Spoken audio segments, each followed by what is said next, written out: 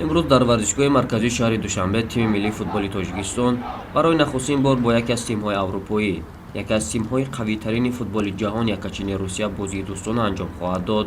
شام گذشته تیم‌ها پیش از آخرین تمرینات خود را در مکان برگزاری مسابقه ورزشگاه مرکزی شهر دوشنبه دایر نمودند. ابتدا تیم ملی تاجیکستان با رهبری متخصص خرواتی پتر سگرد به تمرینات حضور آوردند. تمرینات تنها خصوصیت برقرارشوی داشتند و بیشتر دقت بالای نفرانی نو آمده میشد. منوشهر سفرов، زهیر جورابویف و پرویزجان عمربویف همین شام به هیئت وارد شدند که سرمربی از چنین رنگ گرفتن کار شکوه کرد.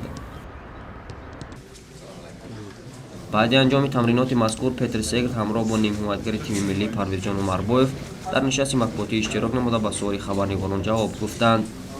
متخصص خرواتی بعد وارد شدن به طولور نشست ابتدا با همه اشتراکشان دستفشاری کرده، پس از آن به جای خود نشست و این عملی خود را تنها ابراز احترام نسبت به رقیب شهر داد. در همه حالت احترام باید در مد اول باشد، میگوید پتر سگرد. جناب سگرد بعدا از آن گله کرد که یک قطار بازیگران اساسی تیم به هیئت خیلی دیر همراه شدند و از دست دادن تبریز دولتمیر و علی جان عینی برایشان تلفات گفته شد. در مورد جلب سلام اشور محمدov و دعوت نگردیدن دورانجان ارگاشف نیز ابراز اندیشه نمود و با اطمینان کامل گفت که من تنها تکیه بر آینده میکنم و سلاح اصلی من در منتخب تاجیکستان این جوانان با استعداد و باننگ کشور به حساب میروند و از همین سبب یک قطار جوانان را برای این بازی دوستانه دعوت کردم. پرویزجان عمربویف از آن گفت که هیچ هراسی از تیم روسیه نداریم و قدرت آنها را تا زمانی که به میدان نبرایم بها داده نمیتوانم. ما با تیم‌های قوی به مانند استرالیا، ژاپن و دیگر تیم‌ها بازی برابر و دیدنی نشان دادیم. از هواداران طلب می‌کنیم که به ورزشگاه آمده بازیگری 12 تیم ملی بگردند.